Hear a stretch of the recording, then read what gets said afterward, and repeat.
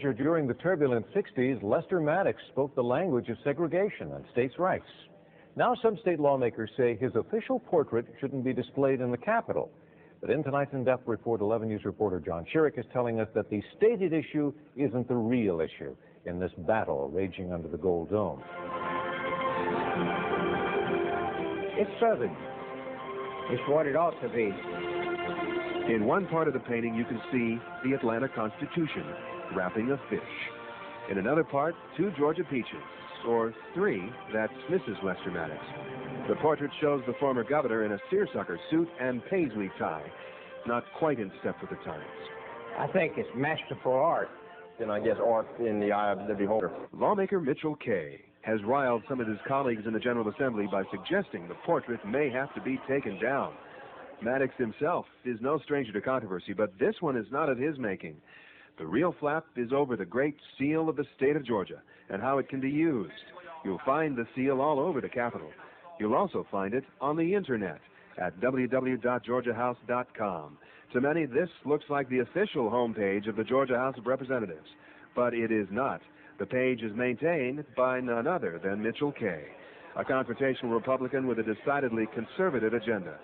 So Democrat Ray Holland has introduced a bill to ban the use of the state seal except for official state business. We shouldn't let people just play with it. Kaye says Holland and other Democrats just don't want information about the House reaching the public. Those are pretty powerful people in this House going after a little old me. Now Kaye has put Ray Holland on the net against a background of state seals. I think he may be making a point there. Kaye is also making a point by dragging Lester Maddox into the fight. What does Maddox have to do with it? Nothing. Other portraits of other governors bear the state seal. Governor Charles Jenkins stole the seal and wouldn't return it until after Reconstruction. What's different here is artistic license. A soldier on the real seal was replaced in the painting with Maddox and the bicycle he used to ride backwards to entertain children. It was stupid to even become an issue. Kaye says it's illegal to alter the seal, and politics makes for strange bedfellows. State Representative Billy McKinney of Atlanta doesn't like Republicans. They are mean and evil. But he likes Lester Maddox less, and he too wants the painting gone. Billy McKinney, he hates white people, he hates the South, and he's just a hater and can't help it, and I feel sorry for him. Being governor of Georgia does not guarantee you a portrait here at the state capitol. Take Rufus Bullock, for example. Just after the Civil War, he was charged with corruption, run out of the state, and his wall of the state capitol remains empty to this day.